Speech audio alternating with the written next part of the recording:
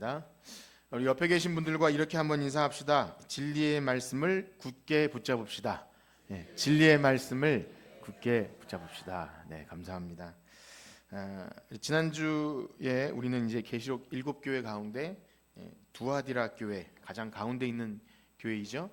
두아디라 교회에 주시는 주님의 말씀을 살피기 시작했습니다. 그 가운데 먼저 내용이 많기 때문에 나눠서 살피고 있는데 먼저 칭찬의 내용을 살폈는데요. 두아디라 교회가 받은 칭찬의 내용을 혹시 기억하시나요? 한 주 동안 그 말씀을 묵상하셨는지 모르겠는데 한번 같이 읽어보겠습니다. 계시록 2장 19절에 보면 두아디라 교회 칭찬의 내용이 나오는데요. 시작. 내가 내 사업과 사랑과 믿음과 섬김과 인내를 아노니 내 나중 행위가 처음 것보다 많도다. 아멘. 네, 그렇습니다. 두아디라 교회는 처음보다 나중이 더 좋아진 그런 교회로 기억이 될 겁니다. 날마다 조금씩 믿음이 성장하는 교회, 참 부러운 교회이죠. 그래서 우리가 오늘날 좀 흠이 많고 우리도 연약한 부분이 있지만 그럼에도 이 땅의 지상교회로 우리가 우리의 주어진 삶을 살아가는 동안 이렇게 더 좋아진다라는 평가를 받는다면 주님의 평가이겠죠. 그런 교회가 되어야 하지 않나 생각이 됩니다. 여러분 어떠십니까? 우리가 뭐 어떤 교회라는 것이 어떤 뭐 건물이 아니지 않습니다. 여러분 한 명 한 명이 다 교회인데 여러분 한 분 한 분의 신앙과 삶이 여기 나온 것처럼 정말 누가 뭐 대단하다 하는 거 없다 할지라도 진리의 말씀을 굳게 붙들고 하나님에 대한 사랑과 또 이웃의 또 교회 지체와 이웃을 향한 사랑이 날마다 조금씩 그렇게 흘러나가고 있다면 정말 하나님께서 기뻐하는 그런 처음보다 나중이 더 좋아지는 교회, 그런 교회 되기를 간절히 소망합니다. 어떠신가요? 여러분 한 주간 사랑하시는 동안 여러분 하나님께서 주신 은사와 재능을 가지고 우리 성도들과 또 이웃을 좀 섬기는 그런 나누는 삶을 사셨습니까? 여러분 각자가 교회로서 어디 가서든 그 직분과 사명을 감당하는 거예요. 교회 안에서만 2시간짜리 신자가 아니라 각자의 삶에서 그렇게 교회로 살아갑니다. 자, 그런데요, 안타깝게도 그런 나중에 더 좋아지는 두아디라 교회도 책망할 것이 있다는 것을 보게 되는데요. 그렇습니다. 우리가 이제 쉽게 착각하는 것이 우리에게 무언가 잘하는 부분이 있다면 다른 모든 영역에서도 다 잘할 것이라는 어떤 착각에 빠지기가 매우 쉽죠. 물론 대개는 그렇습니다. 한 부분에서 잘하는 사람이 학생도 그렇고 다른 부분에서도 다 좀 잘하는 경우가 좀 많이 있지만 그럼에도 불구하고 자칫 교회 안에서 보여진 한 부분 어떤 분이 어떤 은사를 잘 발휘하고 또 예배나 또 찬양이나 섬김이나 봉사나 이런 것이 잘 될 때 다른 부분에서도 다 괜찮을 것이다라는 그런 착각을 하고 그냥 건드리지 않아도 될 것처럼 여겨지기도 하지만 결코 그렇지 않습니다. 하나님 말씀이 우리의 삶의 구석구석 이렇게 매주 설교를 통해 점검되어지는데요. 내가 어떤 부분에서는 이렇게 참 승리하는 부분도 있지만 생활상에서 어떤 뭐 재정이나 아니면 사람 관계나 자녀나 어떤 회사나 어떤 이런 부분에서는 또 실패하는 경우가 있다는 겁니다. 그래서 우리는 어느 한 부분에서 잘하는 것으로 만족하는 것이 아니라 말씀이 우리의 삶 전반에서 이렇게 점검되어질 때 이것을 잘 들어야 되는데요. 문제는 이런 거죠. 어느 한 부분에서 잘하고 있는 분에게 말씀이나 어떤 방향으로 이것이 발견되어지고 그 문제가 지적되어지면 또 그것을 참지 못하는 경우가 많이 있어요. 다 그런 건 아니지만 저도 그렇죠. 내가 잘하는 게 이렇게 있는데 그 못하는 걸 끄집어서 해야겠는가 이런 생각이 들기도 하지만 우리 기억해야 합니다. 매주 선포되는 설교 말씀을 통해서 또한 여러분들이 각자 묵상하는 매일 성경과 또 어떤 식으로든 하나님 말씀을 가까이 할 때 하나님의 말씀은요 언제나 살아있고 활력이 있어서 우리의 그런 숨은 것들을 드러냅니다. 우리 연약함과 또 부족한 부분이 지적을 받게 됩니다. 그러면 여러분 기분 상해하지 마시고 또 합리화하거나 핑계대지 마시고 속히 인정하고 회개하고 돌이키시길 축복합니다.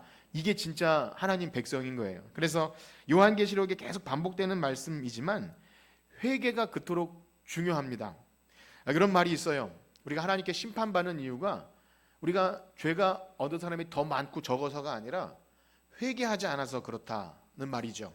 그래서 요한계시록에 보면 끝까지 회개하지 않는 자들은 심판 자리 서서도 나중에 그 어마어마한 심판이 쏟아질 때도 하나님을 원망하고 그렇게 이를 갈면서 회개하지 않는다 그러죠. 악인들은 끝까지 회개하지 않지만 택함 받은 자들은요, 하나님이 참 살짝만 건드려도 그 자리에서 꼬꾸라져서 회개합니다. 이게 참 은혜 받은 사람의 특징이고요. 하나님을 정말 사랑하는 사람이고 하나님께 사랑받는 사람입니다. 우리 옆에 계신 분과 인사합시다. 잘 회개합시다. 예. 회개를 잘해야 합니다. 정말 회개가 은혜 받은 사람의 특징이고요. 겸손한 사람의 특징이에요. 그러므로 오늘 들려지는 이 두아디라 교회에 향한 이 책망의 말씀 속에서 이것이 다른 교회, 2000년 전 그 두아디라 교회 혹은 어떤 다른 교회, 오늘도 말씀 속에서 예를 들어서 다른 교회도 말씀드리겠지만 그것이 아니라 바로 우리 교회, 나 자신, 교회가 되는 나 자신에게 들려지는 말씀이 있고, 근신하며 회개하고 우리 주어진 생명의 말씀, 참 주님 다시 오실 때까지 굳게 지켜 행하는 저와 여러분들 되시기를 주님의 이름으로 축복합니다. 자, 그렇습니다. 사실 오늘 두아디라 교회가 듣는 책망의 말씀은 그것을 낱낱이 이렇게 깊이 들어가면 그 수위가 좀 높아서, 책망의 수위가 높아서 지난주에 살핀 칭찬의 내용이 좀 무색할 정도로 살벌하게 느껴질 수밖에 없는 내용인데요. 그렇다면 먼저 두아디라 교회에 들은 책망은 무엇입니까? 한번 읽어봅시다. 20절과 21절 한번 같이 읽어보겠습니다. 20절 21절 시작. 그러나 내게 책망할 일이 있노라. 자칭 선지자라 하는 여자 이세벨을 그가 내 종들을 가르쳐 꾀어 행음하게 하고 우상의 제물을 먹게 하는도다. 또 내가 그에게 회개할 기회를 주었으되 자기의 음행을 회개하고자 하지 아니하는도다. 두아디라 교회는 이 자칭 선지자라 하는 여자 이세벨을 용납하였다. 그 책망받는 이유고요. 그가 내 종들을 가르치게 하였다는 거죠. 그는 허락하고 용인하고 묵인하고 잘 받아들였다는 거고요. 그래서 결국 다른 사람이 거기 꿰어 같이 이렇게 우상의 제물을 먹는다라는 어떤 표현으로 잘못된 길을 갔다는 거죠. 또 회개의 기회를 주었지만 이 이세벨은 회개하지 않은 것 같습니다. 일단 우리가 이제 이 이세벨이라고 하는 여자에 대해서 우리 이제 교회 오래 다니신 분들 좀 알겠지만, 도대체 이세벨이 뭔데 이 여자 이름을 언급하나 이렇게 싶을 분도 있을 거라고 아는데요. 이 구약 성경에 보면 이세벨이라는 여자는 진짜 악명 높은 그런 왕비였습니다. 아합 왕의 아내인데요. 그래서 실제 이 두아디라 교회가 용납한 이 자칭 선지자라는 여자 이세벨이 같은 이름을 가진 것은 뭐 아니라 생각이 되는데요.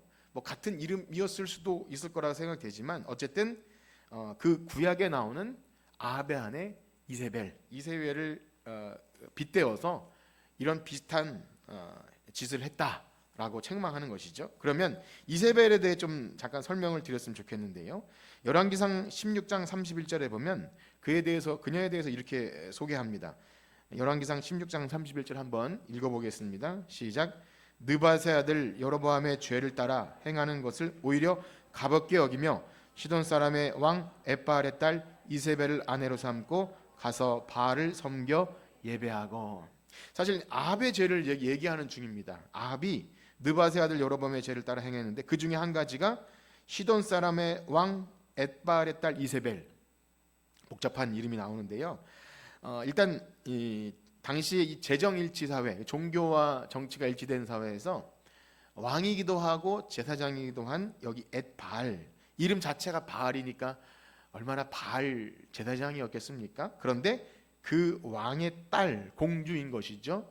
그러니까 하나님 백성하고는 전혀 어울리지 않는 사람입니다. 결혼을 이방인과도 해도 안 되지만 그것도 굉장히 우상의 소굴에서 자라난 그런 이 공주와 정략 결혼한 거예요. 아합도 하나님 말씀보다 자기가 잘 먹고 잘 사는 방식에 따라서 당시에 모든 나라들이 정략 결혼을 하지 않습니까? 우리나라 이제 역사만 봐도 뭐 이렇게 중국이나 혹은 뭐 이런 일본이나 관련해서 공주들과 함께 통혼을 하면 서로 사돈지간을 맺으면 이렇게 서로 보호해주는 이런 조약처럼 당시에도 그런 것이 있었어요. 그러니까 하나님을 의지하기보다 세상의 방식을 의지해서 이렇게 믿지 않는 사람과 결혼했는데, 근데 말씀드린 대로 바알을 끔찍하게 섬겼기 때문에 결국 이세벨이 온 이스라엘 백성을 바알과 아세라의 소굴로 만들어 버립니다.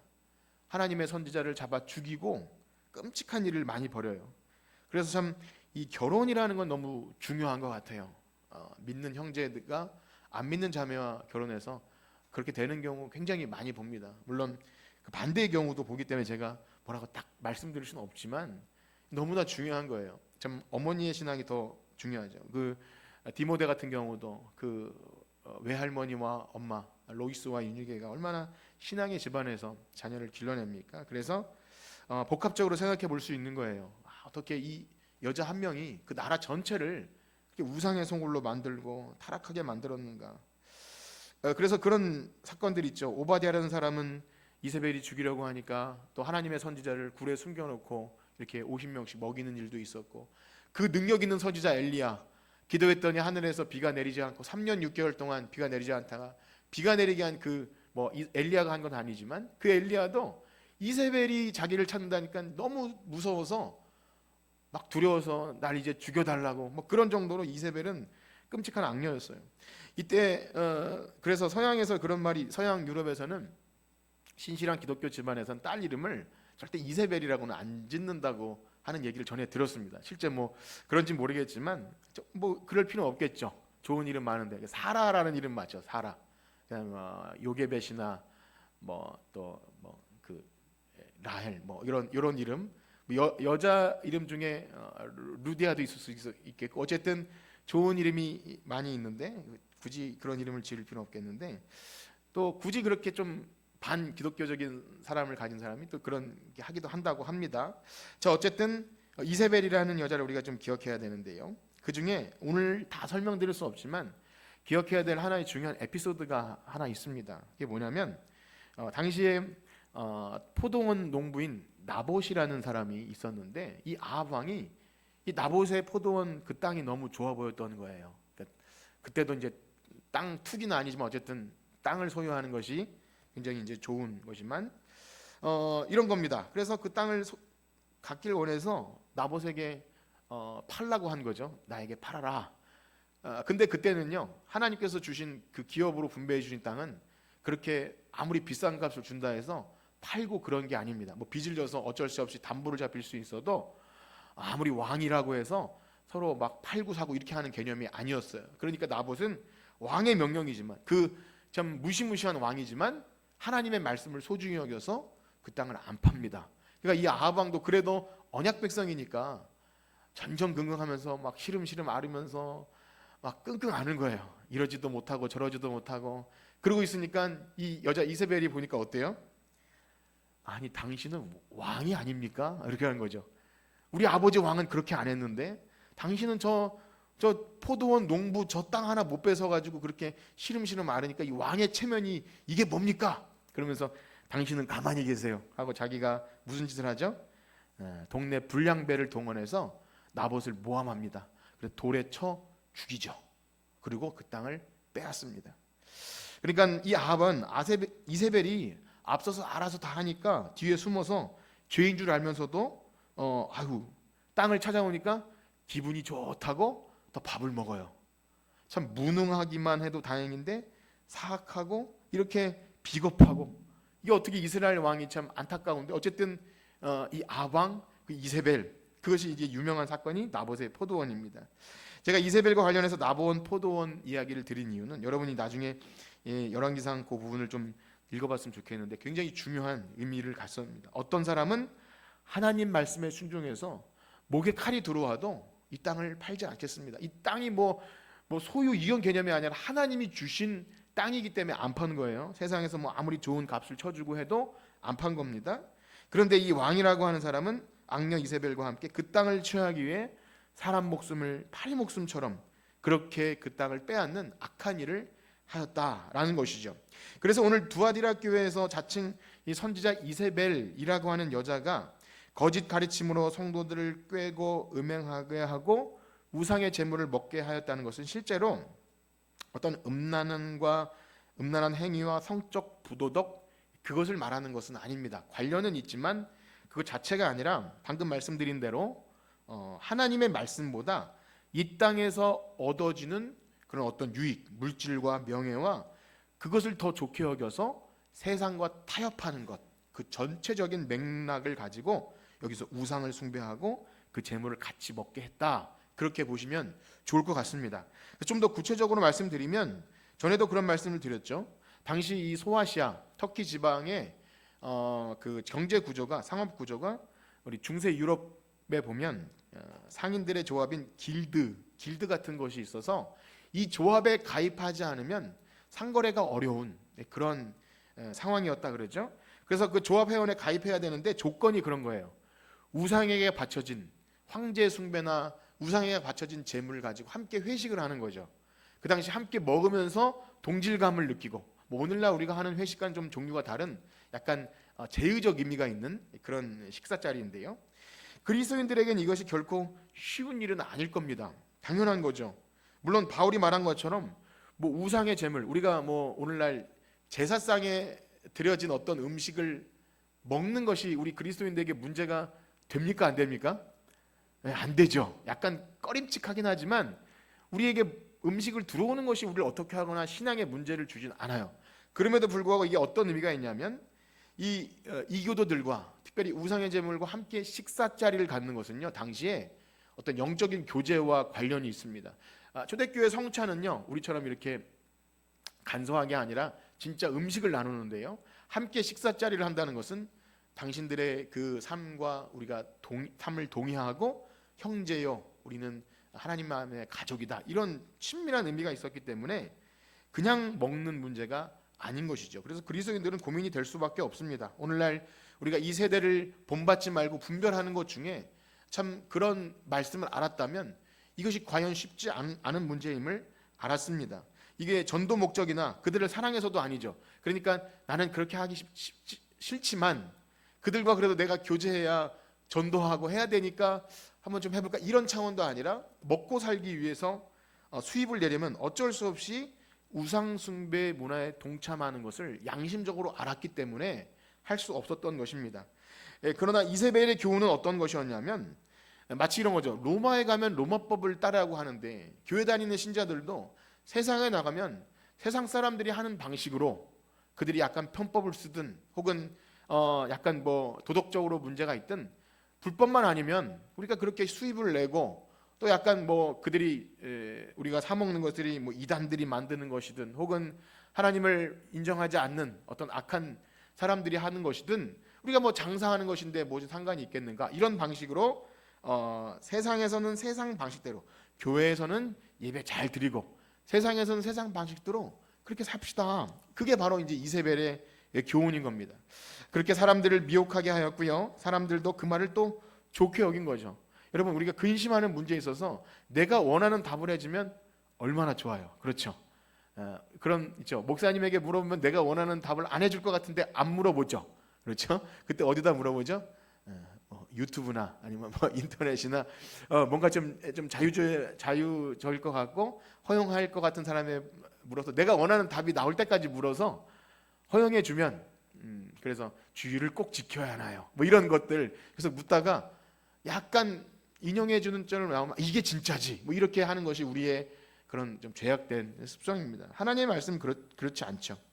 그래서 그런 내용이 바로 이세벨의 교훈인데요, 이는 에베소 교회나 버가모 교회에 있었던 것처럼 이 발람의 교훈 또 니골라당의 교훈처럼 하나님도 섬기고 우상도 섬기는 이 두 주인을 섬기는 복음을 타협하는 세상에 물든 변질된 기독교 신앙, 그것을 가르치는 것을 이제 이세벨의 교훈이라 할 수 있을 것입니다. 이는 바로 계시록 전체에서 얘기하는 이 세상 신이 주관하는 이 바벨론, 음녀 바벨론이라고 하는 이 세상 문화이죠. 세상에선 이것이 나쁘다 여기지 않습니다. 자연스러운 것이고 합리적인 것이에요. 그러나 그럼에도 불구하고 하나님 백성들에게서는 뭐라 그러죠? 내 백성아 거기서 나와, 그 허영의 시장에서 나와. 그들이 당할 심판을 함께 받지 말라. 그들이 아무리 탐욕을 가지고 많은 재물과 또 다른 사람을 압제해서 빼앗는 또 자기의 이익을 위해서 자기의 어떤 권력을 사용해서 그거를 거래하고 이런 방식, 그거 아니다. 그렇게 손해 볼지라도 그들과 함께 하지 말라. 이렇게 세상에 물들지 않도록 경계하시는 말씀입니다. 자, 그런데요, 오늘 우리는 두아디라 교회가 책망받은 이유에 대해서 방금 말씀드린 세상의 물질과 명예의 유혹으로 인해서 복음을 타협하고 또 두 주인을 섬기는 이 문제들, 이 믿음을 지키지 못하는 그러한 문제보다 좀 오늘 다른 시각으로 접근을 해보고자 합니다. 이런 거죠. 그런 문제는, 앞에서 말한 문제는 우리가 에베소 교회와 버가모 교회를 함께 살피면서 다뤘던 문제죠. 이 발람의 교훈과 니골라당의 교훈도 같은 맥락입니다. 이 이세벨의 교훈과 같은 문제이기 때문에 이 문제를 다시 반복하는 것보다 오늘 이 두아디라 교회가 받은 책망의 문제, 핵심이 단순히 우리가 신자로 살아가면서 세상과 타협하지 맙시다, 물질의 유혹 받지 맙시다, 이것과 약간 결을 달리 한다는 것을 알게 됩니다. 바로 뭐냐면 교회 안에 영향력 있는 인물이 잘못된 가르침을 대놓고 가르치고 그것을 허용하게 되는 그런 문제입니다. 좀 특이하죠? 다시 한번 말씀드릴게요. 교회 안에 영향력 있는 인물이 잘못된 가르침을 대놓고 가르치거나 그것을 허용하는 문제랍니다. 그래서 올바른 질서에 의해 세워진 리더가 아닌 거죠. 이 이세벨이라는 여자는 올바른 질서에 의해 세워진 또 공적인 질서인 리더가 아니라 사람들의 요구에 맞춰서 인기나 아니면 입맛에 맞게 아니면 영향력 있는 어떤 사람의 그런 권위를 등에 업고 교회의 올바른 가르침에 악영향을 끼치는 그런 경우로 할 수 있을 것입니다. 어떻습니까? 들으면서 여러분, 교회 안에 이런 경우를 보셨나요? 이런 경우가 있을 수 있을까요? 한번 생각해 보세요. 교회 안에 올바로 세워진 권위나 직분 질서가 아님에도 다른 어떤 루트를 통해서 교회 안에 영향력을 행사할 수 있는 것. 그런데 사실 초대교회 당시에는 우리가 이렇게 바로 상상할 수 없는 건 오늘날 교회와는 많이 다릅니다. 오늘날 뭐 목사님이 있고 웬만한 개혁교회 다 장로님도 있고 권사님도 있고 이런 직분이 있고 또 이렇게 교회 조직이 있지 않습니까? 그것과는 좀 많이 달라요.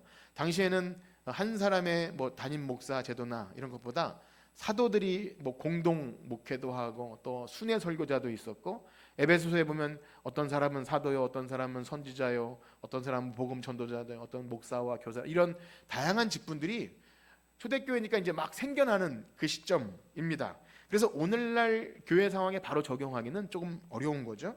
그래서 교린도 교회에서 예를 들어보면 이 은사와 직분이 너무 처음에 다양하게 일어나니까 예배 시간에 막 어떤 사람은 예언하고 어떤 사람은 방언하고 막 그러니까 그런 문제가 발생하니까 무질서하다. 그래서 좀 잠잠하라. 뭐 여자는 교회에서 잠잠하라. 이런 맥락에서 그런 얘기도 나오고, 어쨌든 뭐 어떤 사람은 방언을 하려면 통역이 꼭 있어야 되고, 뭐 하나님께서 교회의 유익을 위해서 주신 거, 이렇게 교회 은사와 직분을 고린도 전서에 보면 바울이 잘 정리해둔 부분이 있어요. 초대교회니까 얼마나 성령이 충만했겠습니까? 또 요한 서신의 배경에 보면 거짓 교사들 이야기가 많이 나오는데요. 뭐 거짓 교사들을 집에 들이지도 말라, 이런 교훈이 있습니다. 이것은 뭐 집에 이단들이 찾아왔을 때 우리 집에 들어오세요, 이런 말씀이 아니라 당시에는요, 바울처럼 순회 전도하는 사람들이 많았다고 전해져요. 그러니까 이 교회 저 교회 다니면서 부흥사처럼 다니면서 저 복음 전하고 또 이렇게 설교할 기회를 얻어서 설교도 하고 이랬는데, 그래서 각 성도들은 그런 순회 전도자들이 오면 하나님 말씀처럼 손 대접하기를 잊지 말라. 그런 참 손님을 귀히 여겨서 자기 집에 꼭 묵게 해서 숙식을 제공하는 그런 섬김을 하게 됩니다. 그런데 좋은 뜻으로 했는데 알고 보니까 올바른 사도의 가르침이 아닌 자기들의 나름대로 자기 소견에 오른 대로 다른 가르침을 전하고 예수님에 대해서 그리스도의 어떤 성육신과 하나님의 아들 되심과 이런 하나님께서 사도들을 통해 주신 귀한 질서가 아닌 다른 교훈을 전할 때 바울이 막 화를 내면서 다른 복음을 전하는 자들은 저주를 받을지어다, 그렇게 갈라디아서죠, 그렇게 서신서를 기록하게 됩니다. 각 교회마다 다른 복음을 전하고 다른 그다음 골로새서는 뭐 세상 철학이나 뭐 천사나 어떤 다른 가르침을 가지고 교회를 어지럽게 하는 것이 많았다는 거죠. 그러므로 두아디라 교회에 있었던 이 자칭 선지자 이세벨과 그의 가르침을 따랐던 일에 대해서 오늘날 교회에 직접적으로 이렇게 한 번에 당겨오기에는 많은 단계를 좀 거쳐서 해석의 단계가 필요한데요. 그래서 이렇게 했으면 좋겠습니다. 아까 말씀드린 기본 원리죠. 올바른 말씀의 권위와 교회 질서에 따라 세워진 지도자가 아닌 다른 가르침, 다른 영향력 있는 사람에 의해 교회가 좌지우지되거나 바른 복음이 무시되거나 타협되는 그런 것이 있지 않은가, 그것을 초점을 가지고 함께 말씀을 나누고자 합니다. 또 한 가지 주목해 봐야 될 사실은요, 이 자칭 선지자인 여자 이세벨이라는 인물은 교회 밖에서 들어온 이단이 아니라는 거예요. 즉 교회 안에서 사람들이 선지자로 인정해 줄 정도로 말을 잘하는 사람이든지, 혹은 신앙 경력이 있는 사람, 혹은 영향력 있는 인물이나 혹은 중직자의 아내였을 가능성이 많다는 것입니다. 그렇습니다. 교회가 말씀과 성령의 다스림을 잘 받고 정말 하나님을 경외할 줄 안다면, 그러니까 말씀에 굳게 서 있다면, 이런 다른 가르침이 있을 때 아무리 영향력 있는 인물이라 할지라도 이것은 아니라 그렇게 말할 수 있어야 되는데, 이 인간관계가 그렇지 않다는 것을 여러분도 잘 아실 거예요. 내가 잘 아는 사람, 친한 사람, 또 영향력이 있는 사람이 그렇다 하면, 또 우리는 또 그렇게 다들 착하기 때문에, 또 우리 한국 교회 성도들은 참 착해요. 착해서 웬만하면 잘 이렇게 아니라고 말을 못하죠. 그러다 보면 용인하고 묵인하게 되는 경우가 있어요. 특히 이런 말씀드리면 너무 죄송하지만, 목사님과 좀 가깝든지 일을 잘하는 사람이 있다면 그들이 잘못된 길을 걸어갈 때 바른 말 해주긴 너무나 어려운 겁니다. 좋은 관계를 하기 위해서는 때로는 그냥 묵인해 줄 가능성도 많이 있습니다. 그것은요, 작은 교회나 큰 교회나 다 마찬가지예요. 교회가 크든 작든 이 문제 요소는 어디나 있다고 합니다. 가까운 교회에서도요 그런 얘기를 듣게 되는데, 이제 한 해를 시작하면 우리 교회야 제가 다 하고 있지만, 주일학교나 중고등부나 부서가 있으면 선생님들, 부장, 집사님, 장로님 정해지고, 또 담당 교역자가 2년이나 이렇게 돌아가 바뀌고 그래요. 그래서 이제 다 정해지고 연말을 다 준비하고 새해 첫 주 예배를 드리려고 주보도 만들어 놓고 다 했는데, 그날 전날 토요일 날 굉장히 좀 영향력 있는 장로님 부인 권사님이 우리 부서에 저 목사님 싫어요. 바꿔줘. 그런 거예요. 바꿔줘. 그거 알죠? 개그 콘서트 보면 바꿔줘. 그거 있지 않습니까? 바꿔달라 그런 거예요. 근데 난감한 거죠. 누구의 말을 들어야 될지. 그래서 그 목사님은 굉장히 좀 유한 사람이고 그래서 그런지 바꿔준 거예요. 바꿔주니까 사실 다 난감해진 거예요. 모든 교사들이나 왜 이게 바뀌었냐, 누구에 의해서 바뀐 것이냐, 이런 일들이 발생할 때 아주 이제 난감한 거죠. 그것은 사실 아무것도 아닌 일입니다. 작은 교회라고 다르지 않습니다. 한두 사람이 일을 맡고 있기 때문에, 만약에 어떤 한 사람이 일을 잘하고 있는데 괜히 이거 아닙니다 건드렸다가 안 하면 어떻게, 안 하면 큰일 나는 거죠. 일할 사람이 없는 거 아니겠습니까? 그래서 어떻게든 그 직분 유지하기 위해서 얼르고 달래고 토닥여서 직분 감당하게 하는 것이 어떻게 보면 작은 교회는 목사님들이 거의 하는 일이 그것 아닌가 싶기도 합니다. 그런 일을 사랑이라는 이름으로 포장할 수도 있겠으나, 교회 안에 안 좋은 영향력을 끼치는 것을 묵인하는 것은요 결국 하나님의 영광을 가리게 됩니다. 교회의 거룩, 그리스도의 몸된 교회, 그것에 대한 이 거룩함을 상실하게 되는 거죠. 그래서 여기 말하는 이세벨의 교훈이라는 것이 그녀들이 사람들이 모아놓고 어떤 가르침을 가르치거나 교육을 하거나 이게 아닙니다. 영향력 있는 사람이 교회 안에서 어떤 사람과의 대화, 혹은 어떤 교회 안의 가르침에 대한 반응, 목사님이 어떤 일을 하고자 했을 때, 뭘 하고자 했을 때 그 반응 있지 않습니까? 반응. 보는 사람들에 의해서 영향력 있는 사람은 영향을 받을 수밖에 없는 거죠. 다른 사람 앞에서 어떤 사람이 원망과 불평의 말을 하든지, 혹은 드러내놓고 교회 일에 혹 약간 비협조적인 그런 일, 그냥 교회 얼마 안 다닌 사람은 상관이 없는데 그래도 영향력 있는 사람이 그런 반응을 보이면 반드시 부정적인 영향을 끼치게 됩니다. 초신자들은 저렇게 해도 되는 것인가? 라는 거죠. 여러분 들으시는 분들이 한번 생각해 보세요. 내가 초신자가 아니라면 내가 하는 모든 일들은 누군가에게 영향을 분명히 줍니다. 여러분들이 내가 그래도 직분이 사실 우리 이제 매해마다 서리집사 직분은 아니지만 그래도 항존직인 권사님, 장로님이라면 여러분들이 하는 모든 언행과 또 모든 교회 일에 참여하는 모든 것은요 영향을 줄 수밖에 없어요. 이걸 잘 기억하셔야 됩니다. 그래서 내 개인적인 신앙이 아니라 교회, 그리스도의 몸된 교회와 하나님의 영광과 직접적으로 관련이 있습니다. 물론 오늘날 많은 초신자들은 다 지혜가 있어서 어떤 잘못된 주장을 하는 분들에게 그렇게 좌지우지 되는 것 같지는 않습니다. 그래도 아직 주변에는 그런 이야기를 제가 많이 들어요. 그 교회 오래된 뭐 장로님이나 권사님들의 힘을 과시하면 노예 안에서 그런 얘기를 듣는데 그렇게 주장을 하는 거죠. 주장. 모든 교회 재정이나 아니면 운영에 주장하다 보니까 목사님이 너무 자주 바뀌는 거예요. 자기 뜻대로 되지 않으면 사람들을 이렇게 선동해 가서 목사님을 내보내는 그런 일이 반복되잖아요. 그러면 무덤이에요, 무덤. 거의 뭐 그 젊은 사람들이 다 이제 뭐 노예 교회이기 때문에 너무 먹칠하는 이야기지만 이제 노인들만 남아 있고 젊은 사람들은 그게 너무 지치니까 다 떠나고 계속 목사님 바뀌는데 그 은퇴한 장로님이 계속 그 교회를 주장하고 있는 교회가 있어요. 그 봉천동에 가면 있어요. 그래서 너무 주변에 보면 너무 불쌍한 거예요. 저게 저 목사님이 어떤 목사님이 거의 병이 왔어요. 그러니까 오래 좀 버텼는데 거의 막 거의 처음에 들어갈 때랑 나올 때 거의 한 10년은 늙은 것 같은 그런 얼굴이 되는 거예요. 좀 그런 일이 여전히 일어나고 있는 소식을 듣습니다. 그런 걸 생각하면 저는 참 뭐라고 감사해야 될지 모르겠는데 어쨌든요. 그래도 초대교회는요 사도들의 권위가 있어서 그런지 이세벨의 교훈을 잘못된 것이라고 말했던 거죠.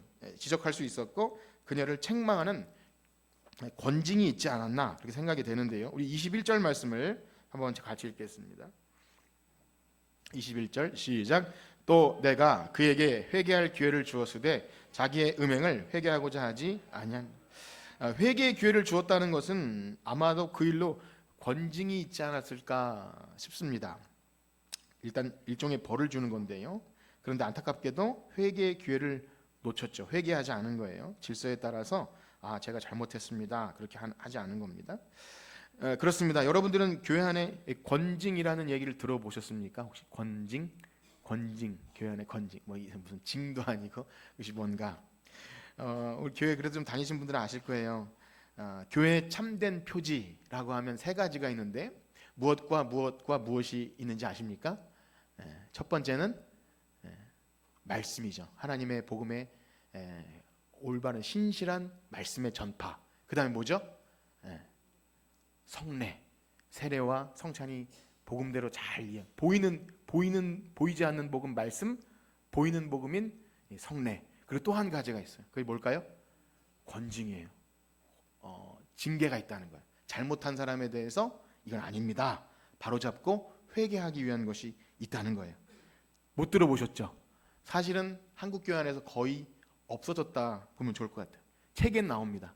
임직하시는 분 헌법책에 보면 있긴 있어요. 그러나 유명무실해진 것이 그것인지 아닌가. 왜냐하면 권징하면 뭐합니까? 안 나가면 그만인 것이죠.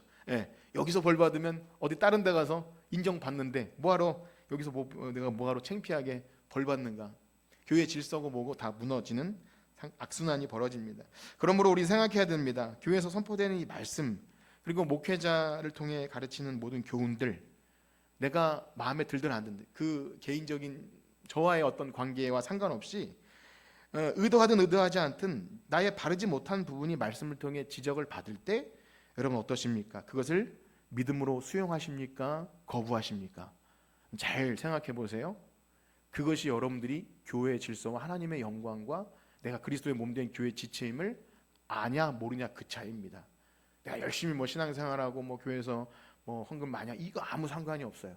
내가 그 교회의 질서에 따라 말씀과 성례와 권징에 잘 그 치리에 복종하고 거룩한 덕을 위해서 순종하는 것이 있는가? 이것은요 진짜 하나님의 몸된 교회에 내가 그 몸이다라는 것을 분명히 보여주는 겁니다. 그렇습니다. 이것은요 여러분들을 뭐 이렇게 뭐 어렵게 하고 질서를 이런 차원 저는 그런 잘 못하는 사람입니다. 그럼에도 불구하고 이렇게 하나님 말씀이 선포될 때 이걸 말씀 피해갈 수 없는 거예요. 그래서 참되게 구원받은 신자라면 우리가 주님 만날 때까지 우리의 부족하고 연약한 부분이 매일 말씀으로 다듬어져야 한다는 것을 압니다. 우리는 늘 넘어지고 아침마다 새로운 은혜가 필요하기에 말씀이 나를 지적할 때 나는 완전한 교정이 필요 없는 사람인데 나를 왜 이렇게 지적하나 이것이 아니라 그렇구나 내가 또 이 부분에서는 실수했구나 내가 이 부분에서는 잘했지만 이 부분에서 놓쳤구나 이것이 자꾸 발견되어진다면 이게 진짜 하나님 백성인 줄 믿습니다. 이게 회개의 일이 계속 반복되는 거예요. 여러분 어떻습니까? 말씀을 들으면서 회개하는 일이 있었습니까? 교회에서 말씀을 들을 때 이게 잘못된 부분이구나, 회개구나. 이것은요, 여러분들에게 뭐 내가 지적을 하거나 제가 뭐라고 여러분들이 그렇게 하겠습니까? 하나님의 말씀만 가감없이 전파돼도 여러분들은 그 말씀에 걸리는 것이 분명히 있을 수밖에 없어요. 그래서 혹시 목사님 내 얘기를 하나? 그러면 따라해 봅시다. 잘 들은 겁니다. 내 얘기를 하는 것처럼 여기셔야 돼요. 저는 그러지 않으려고 썼다 지웠다를 반복해요. 내가 이 얘기를 하면 그분이 그렇게 느끼지 않아요. 그래서 반복하지만 그렇게 해도 하나님의 말씀은 우리에게 살아있고 활력이 있어서 우리의 혼과 영과 관절과 골수와 심장과 폐부를 찔러서 우리를 회개케 합니다. 그 은혜가 있기를 축복합니다. 그 은혜가 있는 게 은혜인 거지. 뭐 잘 될 겁니다. 기도가 응답될 겁니다. 일이 잘 풀린, 이건 가짜 복음인 거예요. 오늘 새벽에도 스가랴서에 보면 가짜 평안, 거짓 선지자들을 내가 치겠다 이런 말씀이에요. 왜냐하면 사람들하고 회개에 이르지 못하게 하거든요. 이것은 우리를 지옥으로 가는 길입니다. 정말 우리가 참된 복음을 안다면 늘 이세벨 어떤 여자일까 이거 아니라 바로 그것이 나의 모습이구나. 내가 복음을 다른 방향으로 합리화시키고 거부하는 모습이 있다면 이것이 나이구나, 이렇게 늘 돌아봐야 합니다. 왜냐하면 사람은 근본적으로 만약에 그렇지 않다면, 내가 말씀에 의해서 건드려지는 걸 거부한다면 그건 근본적으로 신앙이 잘못된 거예요. 내가 회개할 필요가 없다고 하는 사람은 그건 내가 그리스도 앞에 이미 다 되었다고 하는 이상한 신앙을 가진 거죠. 그런 사람은 아무도 없습니다. 앞에 서 있는 목사 자신부터 누구도 하나님 앞에 서는 그날까지 날마다 십자가 앞에 죄를 자복하는 일이 없다면 그 잘못된 신앙인 거예요. 그렇기 때문에 여러분들은 주일날 나오면서 그런 준비를 하셔야 돼요. 회개할 준비. 사실 저는 이제 주중에도 말씀을 주면서 그런 좀 괴로움을 느꼈어요. 하나님의 택함 받은 백성은 세상에서 마음대로 사는 사람보다 좀 불쌍하다. 힘들게 신앙생활하면서도 교회에서 또 뭔가 지적을 받으면 전하는 저 자신이나 여러분 얼마나 괴롭습니까?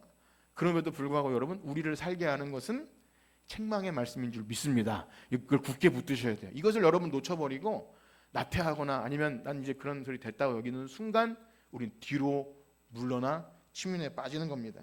최근에 아주 오랜만에 이제 저는 이런 말씀 드리면 죄송한데요. 도끼 눈을 경험해서, 도끼 눈. 별로 경험하지 못했는데 거의 없다가 어떤 분이 그런 반응을 보여서 참 신기하기도 하고 그랬어요. 이런 거죠. 인사하려고 이렇게 했는데 딱 째려보면서 고개를 돌리고 다른 곳으로 가는 것을 소위 도끼 눈이라고 합니다. 굉장히 마음이 불편해. 전에는 왜 그럴까? 내가 뭐 실수한 것이 있나? 불안한 마음이 들고 그랬는데 불쌍하다는 생각이 들었어요. 교회까지 와서 그럴 필요가 있는가? 교회라는 곳까지 와서 그럴 필요가 있는가? 근데 사탄의 역사인 거죠. 아무래도 제가 그분의 의견을 수용해 주지 않아서 그런 것이라 생각이 됩니다. 근데 아무리 100번 양보하고 그분을 존중하고 사랑한다 해도 공적인 교회 행사와 관련된 일에 있어서 결코 수용할 수 없는 일이었기에 다른 사람을 이용하지 않고 핑계하지 않고 제가 나서서 이 일은 안 될 것 같습니다라고 이야기했어요. 근데 아마 그것으로 인해 불쾌감을 느낀 것 같습니다. 마음은 아프죠. 그러나 사랑하는 성도 여러분, 우리는 분명히 기억해야 합니다. 교회는 결코 사람이 주인 될 수 없습니다. 서서 설교하는 목사 자신도 온전히 하나님 말씀에 사로잡혀서 어떻게 하면 하나님께서 가장 기뻐하시는 방향으로 인도되어질 수 있을까 고민하고 또 우리 리더와 회의하고 장로님들과 이렇게 기도하면서 하는 거지, 갑자기 어떤 사람의 의견에 따라서 제 권위로 이렇게 합시다 이렇게 결정된 것을 뒤집거나 아니면 다른 사람을 희생해서까지 그렇게 따라가는 것은 그 사람을 살리는 일이 아님을 저는 100번 그렇게 경험하게 됩니다. 그 사람을 위해서 한 일이 아니죠. 그 사람을 결코 살릴 수가 없어요. 그래서 우리는 한 사람의 영향력이 두드러지게 나타나는 것을 극도로 경계해야 합니다. 그것이 목사 자신이어도 마찬가지예요. 그 사람이 없으면 만약에 저분이 없으면 교회 안 돼. 저 목사님 없으면 교회 안 돼. 그 교회는 안 되는 교회입니다. 누가 하더라도 말씀과 성령에 따라서 누구도 그 일을 할 수 있게끔 우리는 그 어느 한 자리에서 한번 따라해 볼까요? 고인물이 되지 맙시다. 고인물이 돼서는 안 돼. 교회는 결코 그럴 수 없는 거예요. 내가 어느 일을 맡고 했을 때 내가 그것을 주장하면서 본질을 취지를 오해하고 틀리게 하면서 나의 어떤 기득권을 말하는 순간, 내가 더 앞선다는 순간, 그 천국의 질서도 아니고 교회 질서도 아닌 것이죠. 그렇습니다. 과거에는 어떤 부서에서 직분을 감당하는 분이 시험에 들거나 목사님과 관계가 틀어지면 하던 일을 내팽개치는 경우를 가끔씩 봐요. 교회도 안 나오고 잠수를 타게 되는데요. 그것은 결국 그분이 그리스도를 섬기는 마음으로 그 부서를 주께서 하듯 섬긴 것이 아니라 내가 잘하는 일로 나의 존재감을 드러낸 것이죠. 100%라고 말할 수는 없지만 언제나 우리는 누군가에게 보이려고 그런 일을 하게 될 때 그 일이 틀어지게 되면 이제 진가가 드러납니다. 내가 시험에 들고 목사님과 관계가 어려워. 여러분, 사랑하는 성도 여러분, 저와의 관계가 좋으시길 축복합니다. 근데 좋다가 안 돼도 하던 일은 계속 하셔야 돼요. 주님이 맡기신 일이 제가 맡긴 일이 아니지 않습니까? 그런 것을 생각할 때 막 참고 억지로 하겠다 이 차원보다 인간은 부족하고 상처를 줄 수 있다는 것을 전제해야 합니다. 이번에도 이제 중고등부 수련회로 인해서 제가 이제 가평 가면 이제 여러 목사님들을 만나는데 작은 교회 목사님들이에요. 그래서 중고등부 한 3명, 4명, 5명 이렇게 목사님 만나는데 양평에 가면 오빈이라는 곳이 있어요. 오빈이라는 곳에 있는데 그 목사님들이 모이면 뭐 교회 얘기하죠. 근심을 얘기하는데 교회 장로님이 2분 계시는데 한 분은 이미 나가셨고 한 분은 또 이제 무슨 일로 뭐 이렇게 뭐 시험에 들어서 몇 달 안 나오시는데 이제 가서 이제 설득하고 신방해서 들어오는데 그분이 재정 보시는 분이었던 거예요. 재정 보시는 분인데 다시 돌아왔는데 그렇게 이제 힘들게 한다고 그러더라고요. 그래서 뭐하러 가서 데려오셨냐고 제가 그랬는데 그래서 뭐 차 기름 쓰는 문제부터 해서 차량 일지를 쓰라 그러고 뭐 왜 이렇게 기름을 많이 썼냐 그러고 막 그런다는 거예요. 그래서 아무 말씀도 못 드렸어요. 전 제가 하는 거예요. 아무도 뭐라고 하지 않기 때문에 너무 죄송한 생각이 들었는데 어쨌든 그렇습니다. 교회 안에서 왜 그런 일이 발생합니까? 하나님께서 맡기신 일을 할 때 어떤 취지와 본질과 이런 것과 상관없이 내가 이것을 주장하게 되는 것은 굉장히 위험한 일입니다. 그러므로 기억해야 합니다. 만약에 교회 가르침을 무시하고 자기가 옳게 여기는 바에 따라 어떤 교회 질서를 어그러뜨리면서까지 어떤 나의 영향력을 드러내는 것에 이 이세벨 그가 회개하지 않았지만 하나님은 그녀를 반드시 심판하셨다는 것을 기억해야 합니다. 그래서 구약 성경에 보면 그 악녀 이세벨이 어떻게 그의 인생의 결말을 맞이하게 됩니까? 우리 열왕기하 9장 30절에서 37절 내용인데요. 약간 끔찍한 내용이긴 하지만 우리 한번 읽어보도록 하겠습니다. 교독하시겠는데요. 제가 먼저 읽겠습니다. 예후가 이스라엘에 오니 이세벨이 듣고 눈을 그리고 머리를 꾸미고 창에서 바라보다가 예후가 문에 들어오매 예후가 얼굴을 들어 창을 향하고 이르되 내 편이 될 자가 누구냐 하니 두어 내시가 예후를 내다보는지라 그의 피가 담과 말에 피더라. 예후가 그의 시체를 밟으니 예후가 들어가서 먹고 마시고 이르되 가서 이 저주받은 여자를 찾아 장사하라. 그는 왕의 딸이니라 하매 가서 장사하려 한즉 그 두걸과 발과 그 손 외에 찾지 못한. 돌아와서 전하니 예후가 이르되 이는 여호와께서 그 종 디셉 사람 엘리야를 통하여 말씀하신 바라. 이르시기를 이스라엘 토지에서 개들이 이세벨의 살을 먹을지라. 그 시체가 이스라엘 토지에서 거름같이 이것이 이세벨이라고 가리켜 말하지 못하게 되리라 하셨느니라. 얼마나 끔찍한 치욕을 맞습니까? 우리는 이 얘기를 보면서 어떻게 하나님이 이렇게 막 개들이 뭐 그 피를 핥고 뭐 손밖에 찾지 못한 이런 끔찍한 저주가 있을까 싶지만 여러분 기독교의 구원은요 반드시 구원과 함께 심판이 있습니다. 끝까지 하나님을 대적하는 자들에 대한 심판이 없다면 그 성도들의 피 흘린 성도들의 그것을 갚아줄 수가 없는 거죠. 그래서 심판이 있는데요. 여기서 이스라엘의 토지라는 것이 아까 말씀드린 이 나봇의 밭을 말하는 것입니다. 나봇의 흘린 피값을 하나님이 갚아주시는 거예요. 당대에는 나봇이 억울한 죽음을 죽었지만 하나님은 반드시 그 피값을 갚아주시는 것.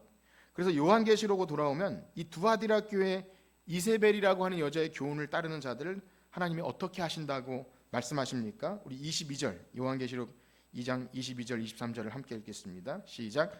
볼지어다 내가 그를 침상에 던질 터이요 또 그와 더불어 간음하는 자들도 만일 그의 행위를 회개하지 아니하며 큰 환난 가운데 던지고 또 내가 사망으로 그의 자녀를 죽이리니 모든 교회가 나를 사람의 뜻과 마음을 살피는 자인 줄 알지라. 내가 너희 각 사람의 행위대로 갚아주리. 아멘.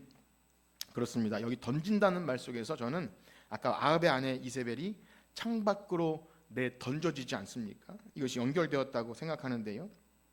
그래서 던져진다. 여기 침상이라는 의미는 병으로 들어누워서 다시 일어나지 못하는 것을 말합니다. 당시에 어떤 아시아나 이런 사람들이 난간에 떨어져서 이제 침상에서 다시 일어나지 못하려, 이런 침상이라는 표현은 병들음을 얘기하고요.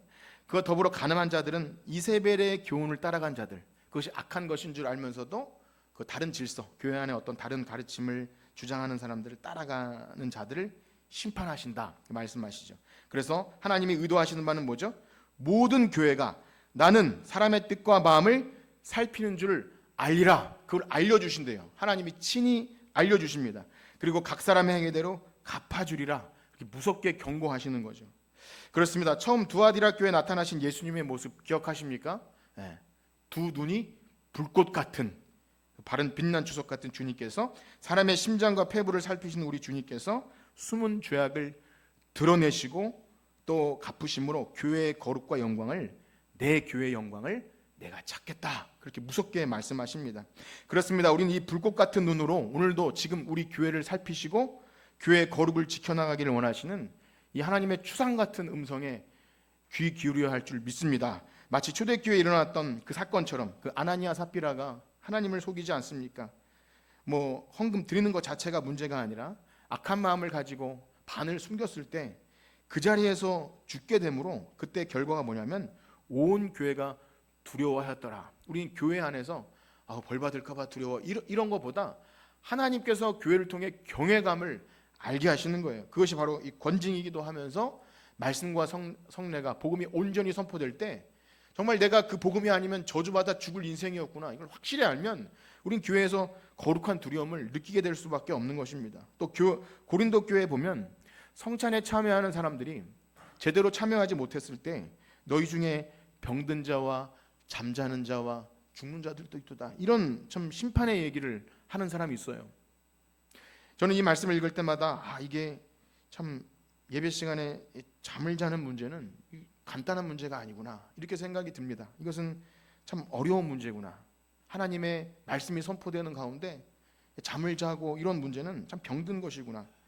그리스도의 자신의 피값으로 산 자신의 몸된 교회의 영광과 거룩을 위해서 불꽃 같은 눈동자를 가지고 교회를 감찰하시는 분.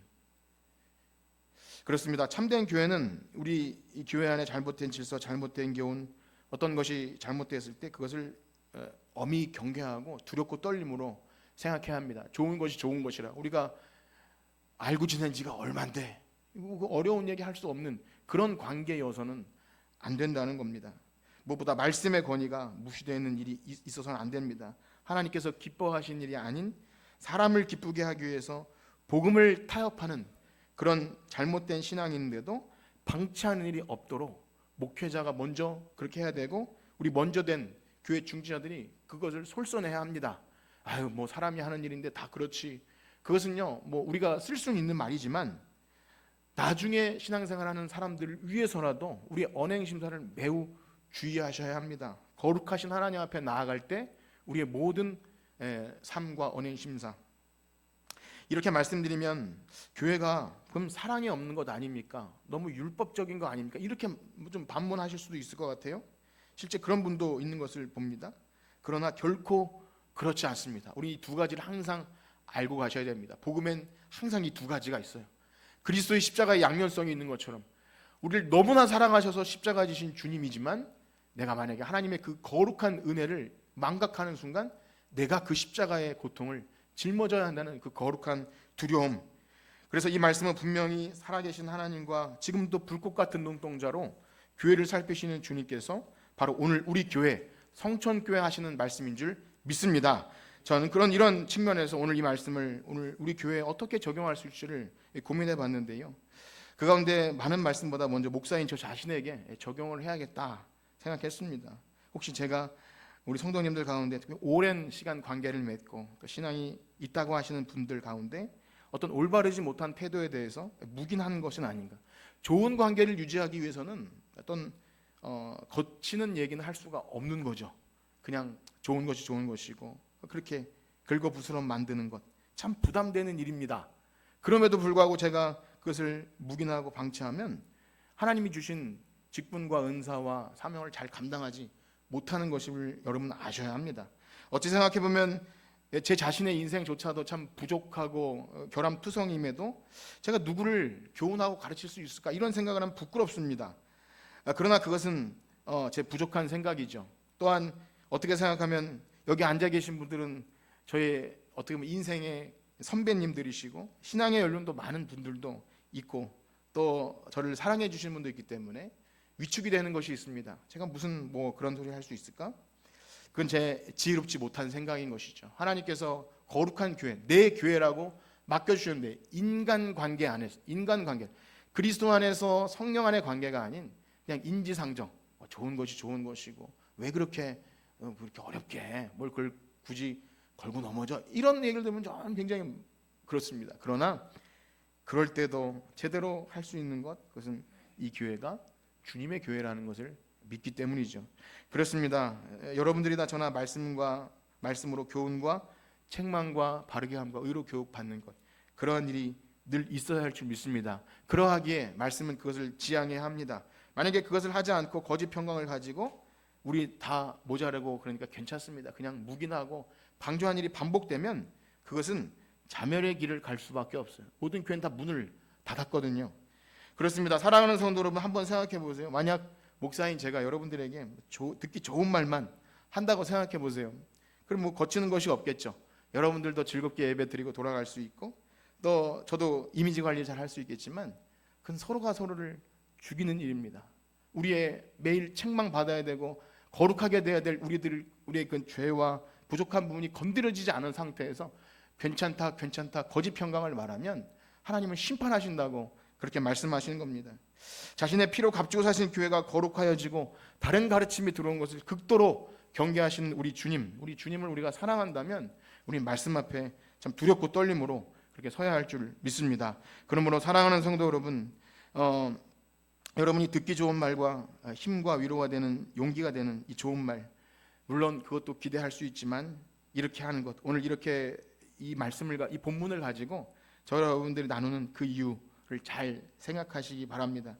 비록 힘들고 어려워도 저에게 맡겨진 사명이 이것이므로 이것을 만약에 제가 포기하거나 타협하면 저는 더 이상 이 교회 목회를 하면 안 된다는 생각을 가지고 그렇게 할 것입니다. 그래서 저를 혹 미워하거나 오해하는 분이 있을지라도 목사님 사랑이 없다 혹은 좀 상처를 준다 이래도 어쩔 수 없는 거죠.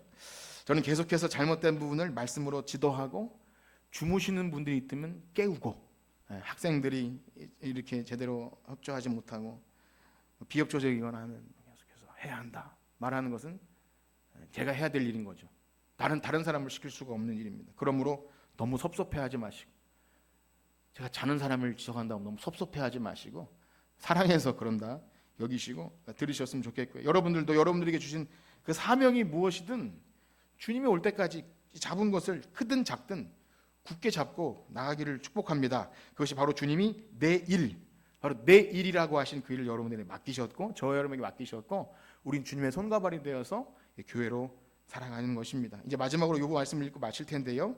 24절에서 29절 말씀을 한 번에 쭉 읽겠습니다. 24절에서 29절 시작. 두아디라에 남아 있어 이 교훈을 받지 아니하고 소위 사탄의 기른 것을 알지 못하는 너희에게 말하노니 다른 짐으로 너희에게 지울 것은 없노라. 다만 너희에게 있는 것을 내가 올 때까지 굳게 잡으라. 이기는 자와 끝까지 내 일을 지키는 그에게 만국을 다스리는 권세를 주리니 그가 철장을 가지고 맛을 다스려 질그릇 깨뜨리는 것 같이 하리라. 나도 내 아버지께 받은 것이 그러하니라. 내가 또 그에게 새벽벌을 주리라. 귀 있는 자는 성령이 들을지어다. 아멘. 이 뒷부분도 드릴 말씀이 많지만 우리 마지막 기억할 것은 이 굳게 잡는 것은 복음 진리의 말씀입니다. 사람 따라가면 안 됩니다. 어떤 영향력 있는 사람이나 그것이 아니라 혹은 목사님이 잘못된 것을 가르치면 또 아니라고 말할 수 있어야 되고요. 복음 진리의 말씀을 굳게 붙들고 우리 주님 다시 오실 때까지 매일 조금씩 더 나아지는 복된 교회 되시기를 주님의 이름으로 축복합니다. 기도하겠습니다. 하나님 아버지, 두렵고 떨림으로 하나님의 말씀을 받습니다. 하나님, 세상에 우리의 즐겁게 하는 것, 마음 기쁘게 하는 것은 많이 있습니다. 그러나 우리가 교회 와서 들어야 될 것은 교훈과 바르게 함과 책망과 우리를 의로 교육하는 진리의 말씀, 그것이 아니면 우리는 세상 길로 빠질 수 없고 복음을 타협하고 내 소견에 오른 대로 세상과 타협할 수밖에 없습니다. 이 세대를 분별하고 거룩한 산 제물로 주님께서 기뻐하는 예배를 드려야 되는데 만약 그렇지 않다면 우리는 책망받아 마땅합니다. 하나님 마지막 때 우리 교회를 계속해서 여기 두시고 하나님 예배 받으시려고 하나님 우리를 거룩하게 하시고 복음 진리의 말씀에 따라서 날마다 순결하게 다른 교훈을 따르지 않는 하나님 기뻐하시는 교회 되게 하여 주시옵소서. 감사하며 예수님의 이름으로 기도드립니다. 아멘. 우리 찬송 210장 드리시고 봉헌하겠습니다. 210장